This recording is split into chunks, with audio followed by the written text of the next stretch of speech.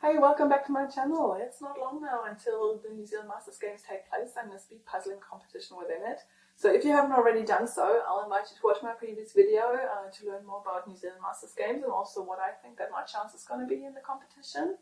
But anyway, time's running short. We only got 3 weeks until the competition. So the Masters Games start in 2 weeks, but the speed puzzling is only on the last Saturday. So I've got a little bit more time, but not much. So I think I need to ramp up my training. So far, I've just taken random 1,000-piece jigsaw puzzles and made them up as fast as possible, but I think we need to do a little bit more.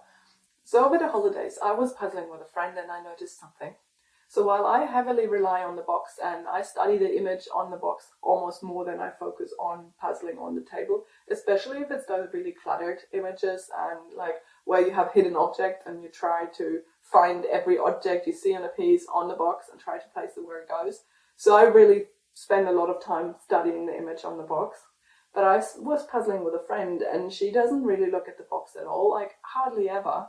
She's really focused on the puzzles, on the pieces and how they go together rather than how they go on the bigger picture.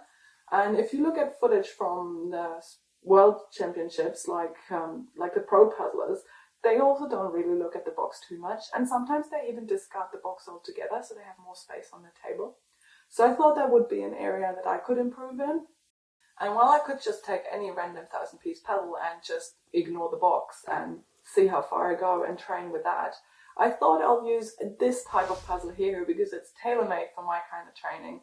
So these are called WASGIJ,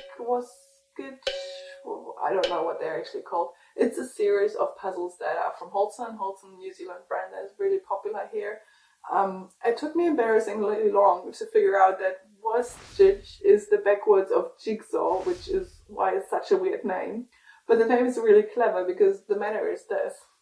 You have an image on the box, but the image on the puzzle is not what's on the box. So you only puzzle you don't puzzle what you see in the box, you puzzle what the person in the image sees. So you see what, in that case, Santa sees. So the image on the puzzle is behind. It's kind of like what's behind you, like if you look at the box, if that makes sense. So you know the style of drawing and you also know kind of the scene and what the mood is, but you don't know what the image is until you finish the image.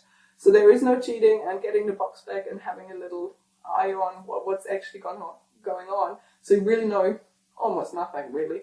So I thought that was ideal for my training and that's what I'm going to do next. Let's have a look at the box together for a moment and then I'll let you off enjoying the time lapse. Alright, see you next time.